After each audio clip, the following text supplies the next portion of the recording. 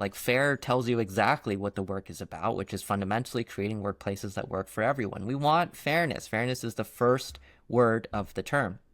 It's not new. It's not rocket science. This is, in many ways, the underlying goal of DEI from the start has been to create fairness, right? Fairness doesn't happen by accident. If it did, we wouldn't be here, right? Decades, hundreds of years into this big experiment of how do we actually create a pluralistic society and treat people fairly. If we could create fairness by accident, we would have done it already. I define representation not just as, do you check the right boxes, right? Do you have a leader who is Black or who is gay? And instead of that, I say, does every member of your team feel heard, and do they all trust the people who lead them, right? Have you built trust in your leaders? Because I don't think it's necessary that a leadership team be exactly 50-50, let's say by gender, to have the trust of every member of your organization. It's about that trust. Do you feel like your leaders represent you, even if they don't always look like you? Lily, welcome to the Made Leader podcast. I'm so glad to have you on today. Thanks so much for having me. I'm really excited. Yes, well, looking forward to diving into the conversation. But before we do you mind giving the listeners a brief intro of you? Sure. So, hi, folks. My name's Lily Zheng. I use they, them pronouns. I am a FAIR strategist and consultant. I'm the author of an upcoming book called Fixing Fairness, 4 Tenets to Transform Diversity Backlash into Progress for All. And as we were talking a bit in the prep for this, I spend a lot of time talking to leaders about how they can make workplaces that actually work for everybody, and give people some of that guidance that I think maybe we don't get enough of as early career leaders, learning how to, do our best and make workplaces that work, and also, effectively lead our very diverse, very complicated teams. So yeah, I'm excited to jump into this with you and to have a fun conversation. Yeah, so making work for all of us. What a novel concept, right? It feels like Yeah. that's what it should be, but we all know it's not. Mhm. So, what's the biggest misconception about DEI that you're trying to address with your new book, Fixing Fairness? Yeah, yeah. So, just some context for the listeners, right? Up until late 2024, I was introducing myself as a DEI strategist, standing for diversity, equity, and inclusion. Now, if you look up DEI in the news right now, you're likely to um, hear about it like it's the plague, right? Like Yep. DEI is ending the world, wokeism is destroying the workplace, all sorts of wild headlines. Um, and I think, this leads to your question, what's the biggest misconception about DEI? I think people have gotten the idea from, I think, some bad actors and some, let's say, malicious voices in the media, that DEI is somehow about compromising meritocracy. DEI is somehow about lowering our standards, giving away jobs to people who don't deserve it, propping people up who haven't earned it. And I find this ironic because the whole purpose of DEI is actually to create a meritocracy from where one didn't exist before. I think the whole point of DEI is looking around at the world and saying, is everyone being treated fairly? And the answer is almost always no, right? If you don't come from the right background, if you don't look right, if you don't have the same hobbies as your manager, if you didn't go to the right school, you're not taken seriously. You're not given access to the opportunity, even if you're brilliant, even if you perform really well. We know from too many decades of research that the best performers don't always get rewarded, right? Oftentimes our workplaces are full of favoritism, discrimination, bias, mistreatment, harassment, you name it. And DEI is what closes the gap. DEI is what tries to fix these workplaces and make them actually fair, make them actually inclusive. I think it's somewhat sad and ironic that the cure has been marketed as the problem, right? So now people say, oh, DEI is discrimination, when in fact, us on the DEI side of the world are saying, no, we've been trying to end this for years and years and years, right? We actually want the same thing that most of the anti-DEI folks do, which is a fair workplace that works for everyone. And sometimes that gets lost in all of the controversy around it. Yeah, and there's tons of controversy. It felt like overnight. It was, it was a thing that a lot of organizations I think a lot of organizations did treat it like a thing, right? Ooh, something to do. They, with George Floyd, it was in the spotlight and then it was the thing to do. Hmm. And then it felt like overnight. It was now something not to do. It was Public almost enemy with number one. yes, right? And it's such a rapid shift, which makes me, you know, I think most people that worked in the organizations knew if their organizations really stood for it versus not. Was it just Hmm. the poster on the wall? Um, but yeah, the rapid shift was quite shocking. Uh, I think there's something interesting here, which is that you mentioned, right? Like most people knew if their organizations really stood for it versus it was just a poster on the wall. Mhm. I very slightly disagree Go for it. because I think this is the one of the core problems I think with DEI, and I will perhaps reintroduce myself a bit as I'm also like one of the biggest critics of how we used to do DEI back in that period you named, right? 2020, 2021, because it was very much from the start for show.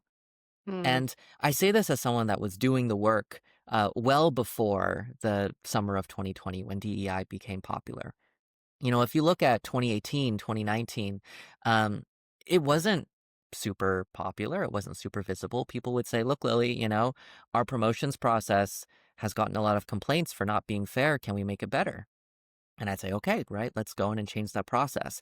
Then post 2020, I was getting completely different requests. People would say, like, Lily, I want the flashiest, brightest 60-minute workshop song and dance you can possibly do to assuage all of our leadership's guilt and really put on a show for our employees that are looking for a visible demonstration that we care. And I was like, what kind of request is this? I don't care how you demonstrate that you care. I mhm. care that if your workplace has discrimination, you're fixing it. Are you fixing it? And they're like, uh, no, but Lily, can you perform like a 30-minute big thing for us to like make us look like we care? And that was a new request. I wasn't getting those in 2018 because no one wanted to spend money on that. But I think a lot of our negative perception of DEI is perhaps flavored by this cynical desire for appearances that came after Mhm. 2020. I think a lot of leaders said, look, we just want to appease our employees that want something flashy and they want something now. Can you deliver something flashy right now? Um, I didn't say yes to most of those requests.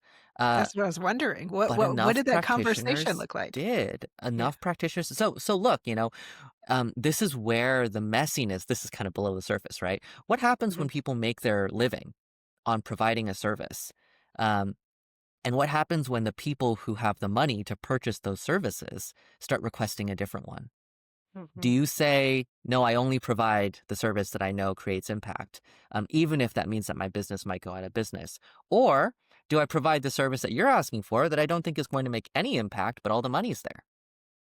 And I think every single practitioner has made that choice. I think we fall very broadly along every aspect of the spectrum. I think for me, I had the privilege, frankly, to have enough clients that were willing to pay for the deeper work that I could maybe sit on my moral high horse and be like, no, I'm not going to touch that work. That's a waste of time. That's setting everyone up to fail.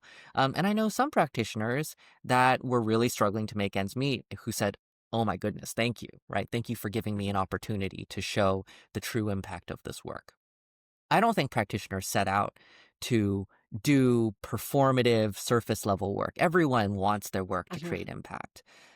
But not all DEI work is created equal. Not all work is equally impactful, right? Like when you do, for example, a 6-month long project to change how hiring happens to eliminate hiring bias, that's completely different from can you come in for 30 minutes and entertain our workforce? Yes. And Yes. if you were to ask me, the first one's likely to make an impact and the second one's likely to not. But what if Mhm. companies only want to pay for the second? So this is like a, a much longer conversation of where DEI went wrong. right? And Well, and I cover this a lot in the book, but I think it's a start to answer your question of like how we came to get into this mess.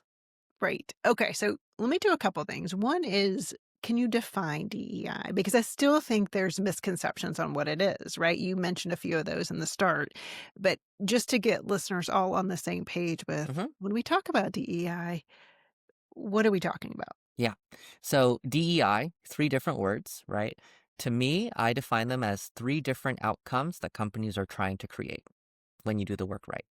Diversity, meaning you have a workforce that reflects the world. You have a workforce that your customers see themselves reflected in at every level, right? So your customers can look at your company and say, yeah, I can see myself there. There are leaders like me. There are workers like me. The people who are making the products or the services, they resonate with me, right? And Mhm. all people can feel that, whether you're white or black or Asian, or Latino, whether you are a man or a woman, whether you are straight or gay, whether you're disabled or non disabled, whoever you are, you can say, yeah, I think there are people like me there, right? That's diversity. Equity is about fairness. Equity is saying, are people treated fairly in this workplace? Is the environment of the workplace created in a way that sets everyone up to succeed and prevents discrimination and bias? So we look at things like non-discrimination practices. We look at things like, I brought up some examples, fair hiring and Mhm. promotion practices and policies. We can look at things like how managers are trained and developed. We can look at policies to retain employees and develop employees. This equity work mostly focuses on the environment of the workplace, right? And then inclusion is how people feel. Inclusion is when everyone feels safe, valued, and respected for who they are. So that means everyone, right? So regardless of gender or race or ability or sexuality, everyone feels like they can come to work and be valued and safe and respected. That usually talks about workplace culture. So that means, do you have shared expectations that you communicate respectfully? Do you really tamp down on what happens when people violate those policies? What happens when a manager is abusive, or what happens when a colleague is disrespectful? Do you have shared expectations that the workplace is a valued, safe, and respectful place? Right. And all of these things come together into this broad tent of DEI. That's all DEI. Right. And when you explain it like that, it is hard for me to wrap my head around why people would have a problem with it. Well, when I explain it like that. The problem Right. the problem is, right, we don't have these shared definitions. Right. And so, some people can walk around saying like DEI is when you discriminate against white men. And when you say it like that, first of all, it's not accurate. But when you say it like that, yeah, of course people have problems with that, right? So some of this is just is futzing with the definitions and the fact that it's so amorphous that anyone can call DEI whatever they want. Yes, and affirmative action gets woven in there, as Yeah. part of it, and it just I don't argue with it, I just let it go, but it's obvious that we're just not working on the same definition, because if Uh-huh. you truly know the definition of it, how I've understood it and how you've just explained it, I it's hard to argue with it, to me, There was a but study that came out exactly about this that asked people whether they supported DEI, no definition, versus whether they support diversity, equity, and inclusion with a definition, one sentence. And support for DEI without a definition was like 60% or lower. Support for DEI with a definition jumped to 70%, just like that. wow. So it's very clear that like people really support the ideas. There was another big survey that came out talking about whether people found diversity to be a valuable goal for society. Guess what percentage supported that? Like what percentage thought diversity was valuable for society to have? 80%. 82%. You're Yeah. correct. Super majority. Like people want this stuff. People like this stuff. We don't look around and say, you know what, I think this society would be better if everybody looked exactly the same. Right? Like no one thinks that. It's the hyper minority of, extremists that are like, oh yeah, we would love an all white society, right? Or these sorts of really fringe ideas. I think where people disagree, where there's real contention is how do we go about creating a society that actually works for everybody? And that how is, I think, where I would love our conversation to go towards as a society instead of is DEI good? Is DEI bad? Is it woke? Is it not woke? That's just dead end, right? Like there's no benefit that can come from those kinds of conversation. Well, yes, and I agree. There's some Mm, people that won't listen to it, right? Especially if you're any type of social media, stay out of the comments. You're not going to convince anyone of anything, right? But the discussions of, I think, here's what it means if someone is willing to listen can be beneficial or to set the baseline. But to try to argue of someone who's just not willing to listen, yeah, there's yeah, no point in wasting your breath. I want to get into what FAIR stands for. Like, how sure. did you decide on this? It sounds like you've been doing deep work, um, systemic work. Like, we're really working on the environment and the systems in organizations long before DEI came into the popular culture, if you will. Hmm. Um, so, how did you come up with FAIR and what does it stand for? Yeah. So FAIR, right? FAIR, standing for Fairness, Access, Inclusion, and Representation, is pretty similar to my previous definitions of DEI in that these are outcomes that I think everybody deserves, every workplace should strive for, everybody should have. Right? We all deserve fairness. We all deserve access. We all deserve inclusion. We all deserve to feel represented. Hmm. Now, how I came up with it, I think I didn't create the word fairness, right? Like these concepts have been floating around for a while. I think to be very transparent, I created this new acronym because we needed a new term for people that are actually doing the work that hasn't been poisoned by DEI and the conversation around DEI. I think this is constantly a moving target. Back in the 90s, we didn't have the term DEI. We called it affirmative action. And then when affirmative action was struck down, was, discredited, was tarred and feathered, um, people realized in the 90s that you just couldn't go around saying affirmative action anymore. It had developed too negative a reputation to even know what we were talking about. Gee, does that sound familiar? And Yes. so people in the 90s said, oh, well, what are we going to call it? I guess we'll call it diversity. And so there was an entire affirmative action industry that overnight was just renamed the diversity industry. It was the same thing. Absolute same thing. And then in the 2000s, right, maybe the 2010s, people said diversity is starting to get a bad connotation. People are, saying that it's only about hiring people who check a box and not actually about creating a workplace environment that makes them feel safe. You know what we should call it? We should call it diversity and inclusion. So that was the new shiny thing for a while. And then in the mid 2010s, people said, you know what? You're just, holding all of these parties to celebrate different cultural identities. This is just multiculturalism, but you're not actually creating workplaces that are fair. You're not paying people fairly. You're not hiring people fairly. You know what we need? We need equity. We need diversity, equity, and inclusion. And that was the big shiny thing. So I share all that to say, hey, we're there again. And the house is on fire. Um, I don't think we fix it just by saying, let's add another letter to DEI. To me, this tells me that this is very similar to what we experienced in the 90s, where DEI has gotten such a bad rap that those doing the work need another way to talk about it. And I think this is also driven in part by many of the organizations that I work with. Their general counsels have told them that they can't call it DEI, Hmm. right? Maybe it attracts too much risk, but they want to not discriminate against people. They want to create a fair hiring process. What are they going to call the work if they can't call it DEI, right?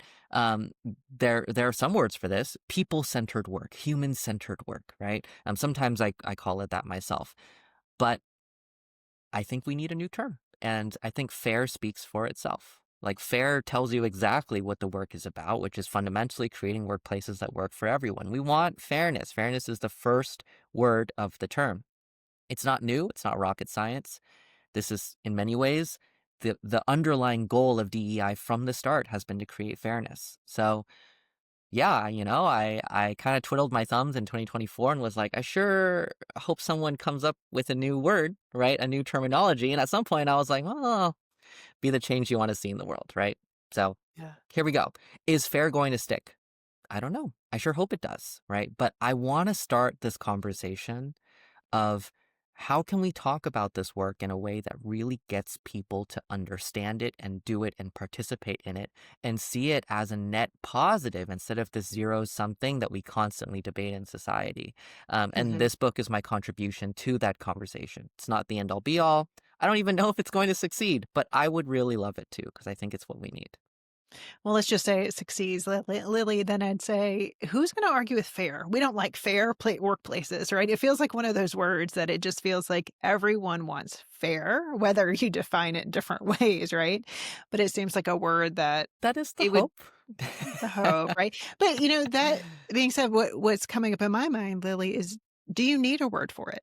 Is it important to have a word for these practices? I think so. I think so. There were actually experiments in the late 90s to early 2000s. People actually hashed out this exact conversation. Mhm. This was during the height of multiculturalism when some workplaces were saying, like, oh, let's celebrate every single cultural holiday. Let's fill our calendars with all of these events. And there's actually a backlash in the 2000s um, when some companies say, we don't need to do this. We'll just treat people like people, right? We don't need to lead with identity. I don't care if you are a man or a woman. I don't care if you're black or brown or Asian or white. I don't see race. I don't see gender. Let's just treat people like people. There are actually studies done on that. And it turned out, they were kind of brutal studies. When you compare organizations that are explicit with, we're going to try to value people's differences and mark those differences versus organizations that say, well, we're just going to try to be good to all people. The ones that use the colorblind, gender blind rhetoric, dramatically more discriminatory, dramatically Really? worse for everybody. Because the reality is, you can say you don't see race, humans see race.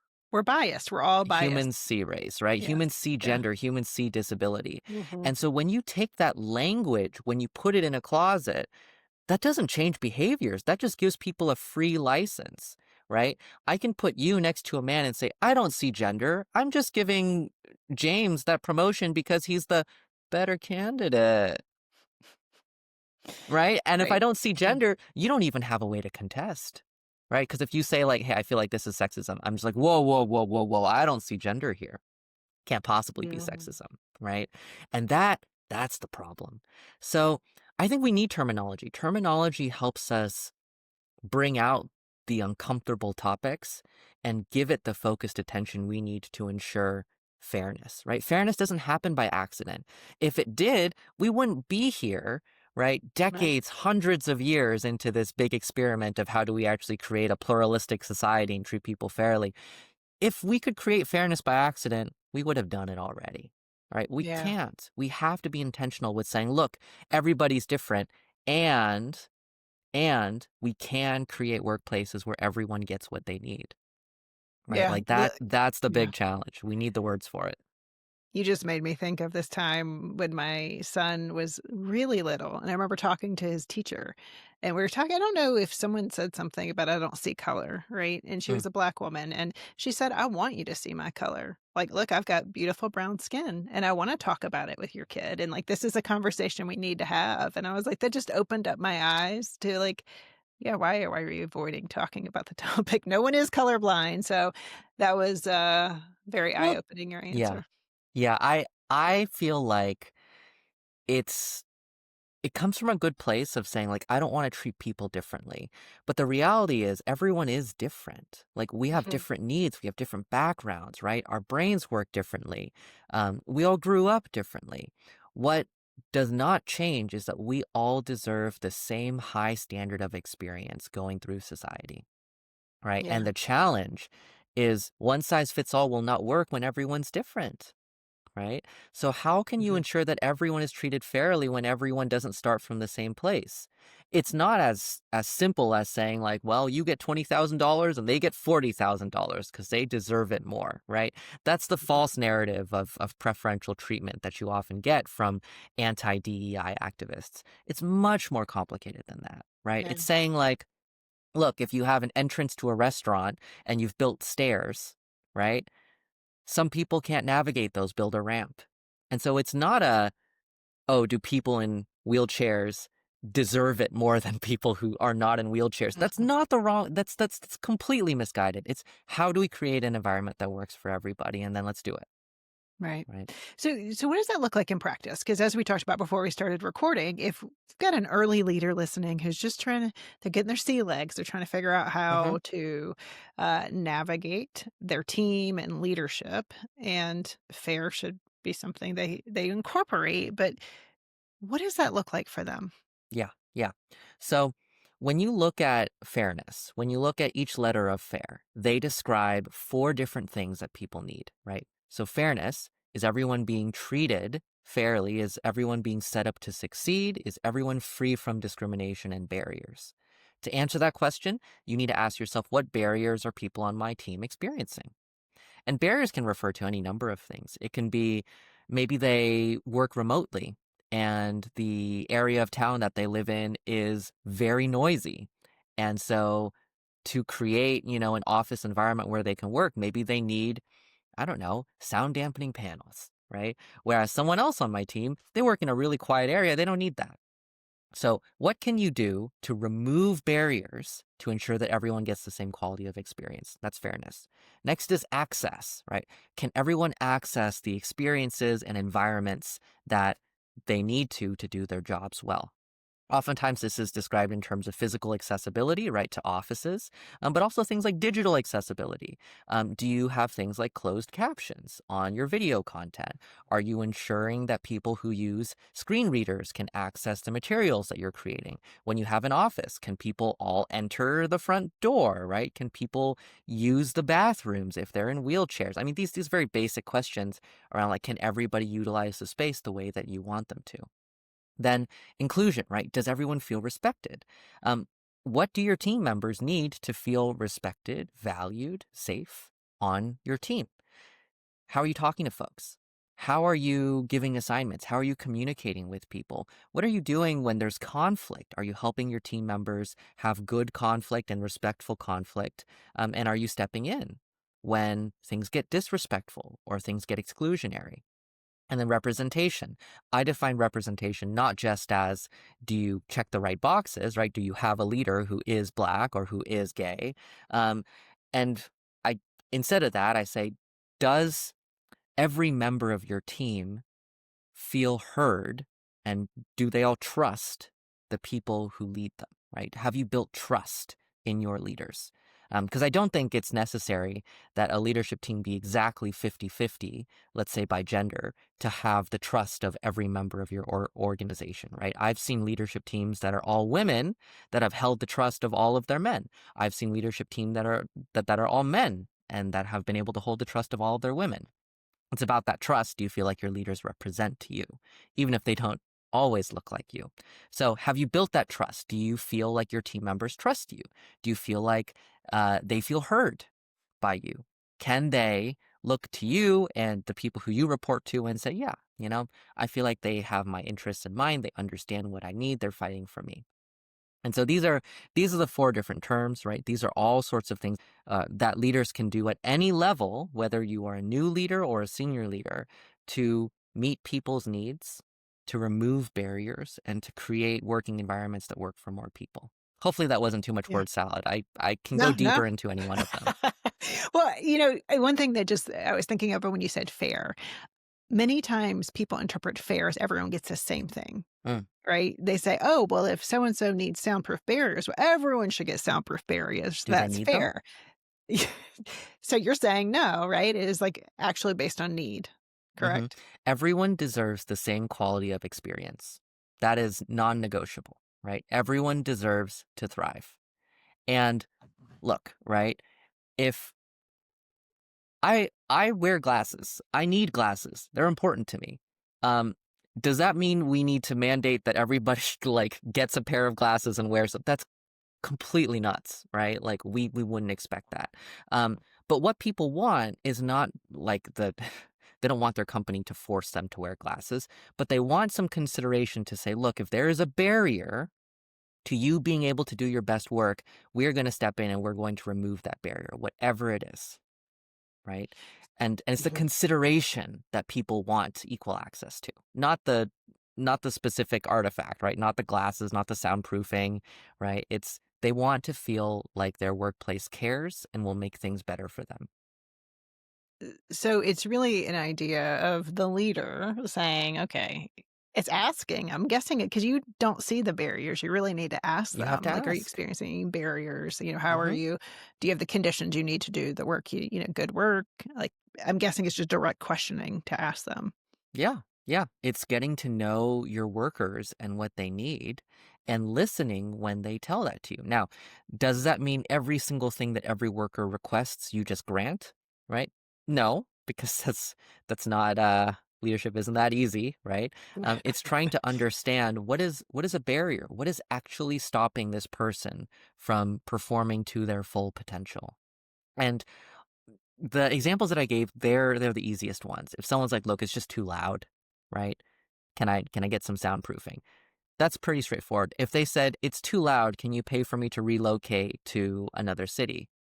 That's a more challenging one, right? Mm, Then you actually have to think about that. Like, is this actually, going to solve the problem? Is this too much consideration for this person, right? Like, if someone else were to ask this, could we offer this? Fairness is not an easy conversation, right? If it were easy, we would have done it already. But it starts from this place of it's correct and proper for workplaces to try to remove barriers that are impacting their workers. If we start from that, yeah, there's a lot of conversation to be had around how much, how far does it go? mhm. But that's where it starts, right? We need to say Yeah. people are different, they have different needs. It's our job to meet at least some of them to try to create a workplace that enables everyone to succeed. Yeah. Yeah. Yeah.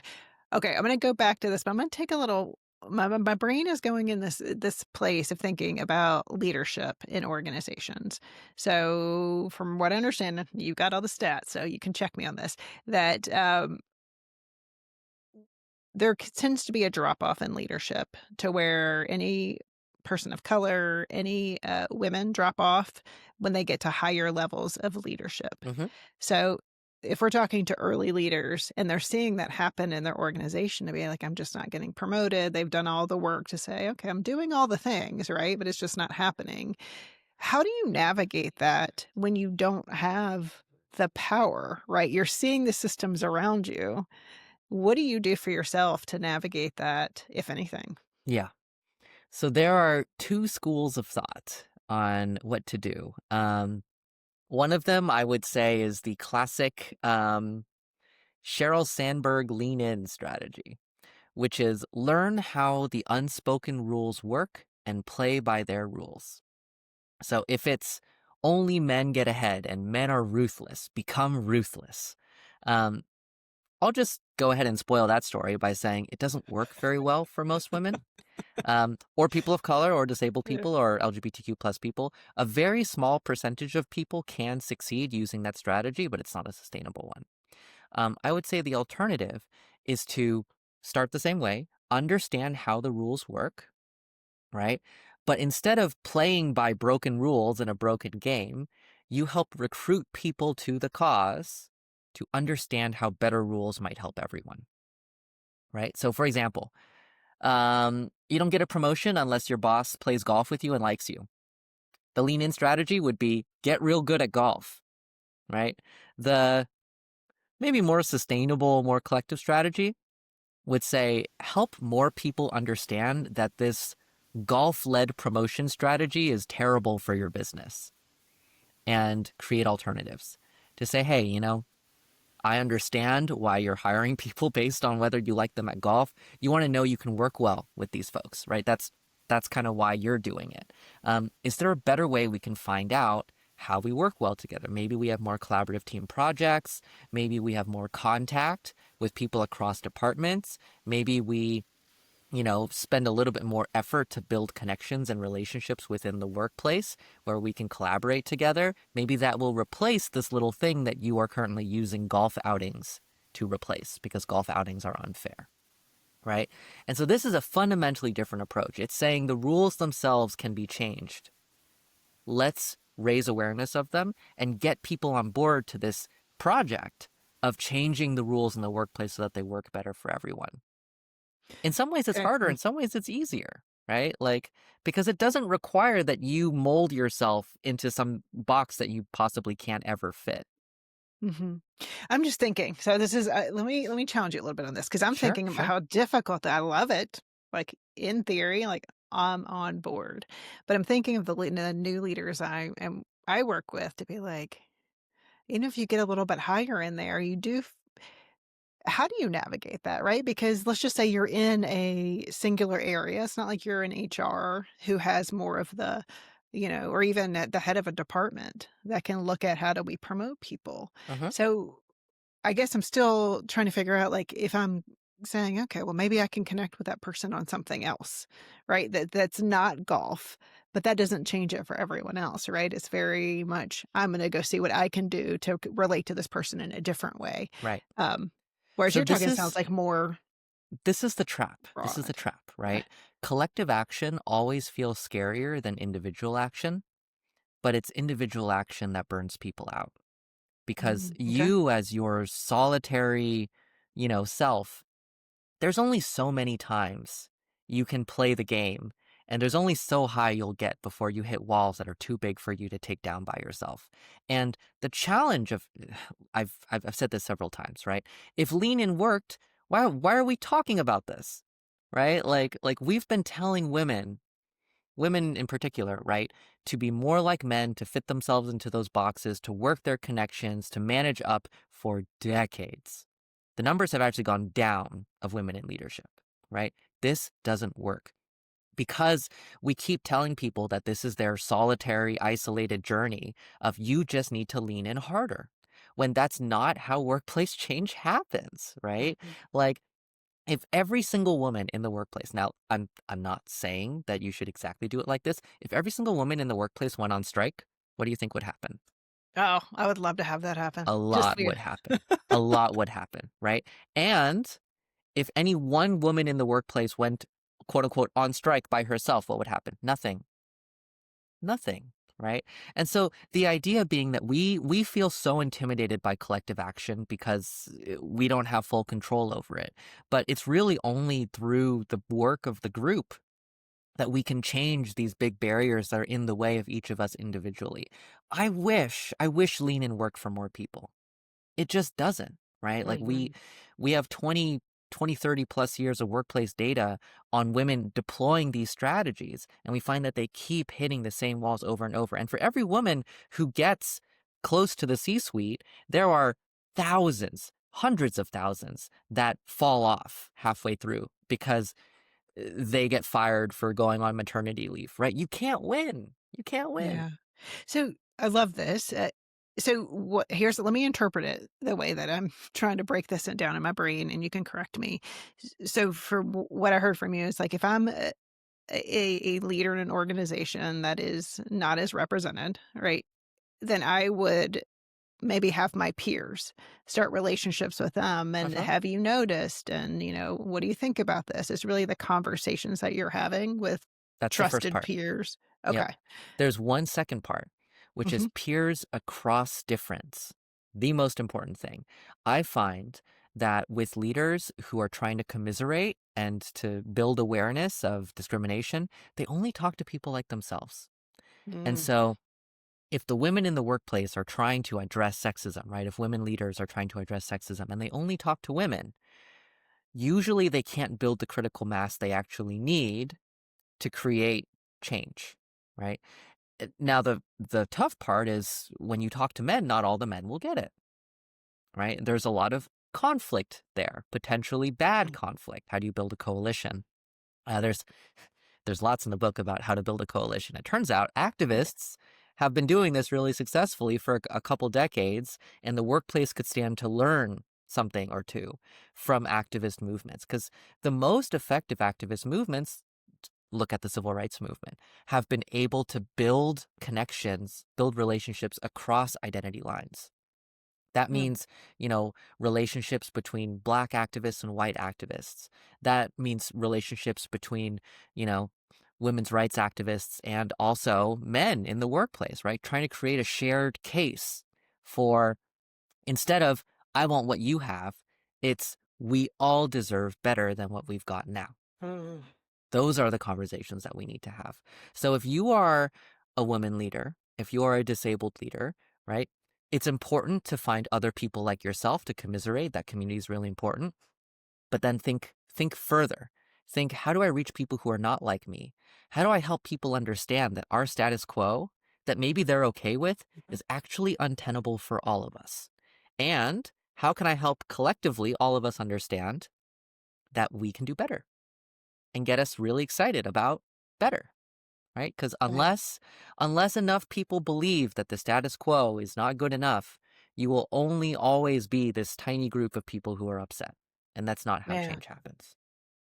Well, thank you for taking that into a level that could translate my mind and then do something with. Because yeah, if you're just sitting there complaining about it all, feeling powerless, that's not helpful for anyone. You need Right. it, like you said, but to what end, right? Right. Um, so if you let's just say you had a coffee chat tomorrow with an early leader, someone who's just starting out in their career, starting to lead a team, what would you tell them to start doing and maybe stop doing as they're Mm. setting off on their journey of Stop leadership? doing it by yourself. Like Mm, I there's a reason why I gave all of this advice on don't do it by yourself, because I learned the hard way, and I'm still learning the hard way, honestly, right? Like it's something that I feel really behind on personally as a leader. I thought that I could just be excellent, be perfect, do everything by myself. I used to be really proud of the fact that I like wasn't a team player, because I was just like, it's fine, like I can just do it all. And mhm. maybe, the people who I work with, like maybe they're just not there, and it's okay. I don't need them. Yikes. Don't think like that. Don't do that. Um, there's only so far you can get by yourself before you either hit a wall that you can't break, or before you break personally, because the burden of leadership, no one tells you about this. It's exhausting. It's Mhm, lonely. It's sometimes miserable, right? mhm. You are responsible for so much, and no one ever thanks you for any of it. People only notice when you mess up. It's hard. It's really hard, right? And so find a crew, find people who you trust, find peers. Really, really important. If you can't find peers within your company, fine. Find them outside your company. You need a crew that has your back, who you can talk to about not just the good stuff, but the bad stuff. And I would say, um, you need to find people who you can talk constructively about doing better, because I think it's aspirations that keep us motivated. It's aspirations that give us hope. I find that a lot of leaders start off from this aspirational place, and then they get beaten down into this really reactive mindset of like, just another day. I just need to make it another day. And Mhm. when you're in that mindset, there's nowhere to go but down. There's no way out of it. You have to be excited to go into work and to think tomorrow could be better than today. And if you can't muster that excitement, find someone around you who can, and like leech it off of them, right? Like you need a hype squad. You need a team of people who are as excited or more excited about what the workplace could be like, what your team could be like, your personal development could be like than you are. And if you don't have that, you got to find it stat. Yeah, that's great advice. I wish I had that advice when I was starting out. I'm I like, wish I did too. just thinking about all the poor choices I made as Yeah, an well, early leader. we're in the same boat. There you go. We learned the hard way, but hopefully we're better because of it. We'll try to prevent other people from making our mistakes, right? Yep. Well, Lily, where can people find out more about you and get your book? When is it being published? And I'm sure people can find it anywhere, but where can people connect with you? Absolutely. So you can find me online at lilyzheng.co. That's my website. Or on LinkedIn. Just find me under Lily Zheng. I'm sure my head will pop up. You can find my book, Fixing Fairness: Four Tenets to Transform Diversity Backlash into Progress for All, anywhere books are sold. If you are based outside of the US, look for Amazon. If you're in the US, you have slightly more options. Um, the book comes out January 13th. So really look forward to that. You can look for anywhere books are sold. I'm super thrilled to share it with the world. I think you'll get something out of it. It is a short and sweet book. I think it'll give you everything you need to do this work. and do it well, even despite the backlash. And I think you'll find that it's easier than you think. Well, Lily, here's to hoping that fair becomes the new term that we're all using and it catches on. It's a great framework, and I thank you for bringing it to the listeners today. Thank you so much for having me. Take care.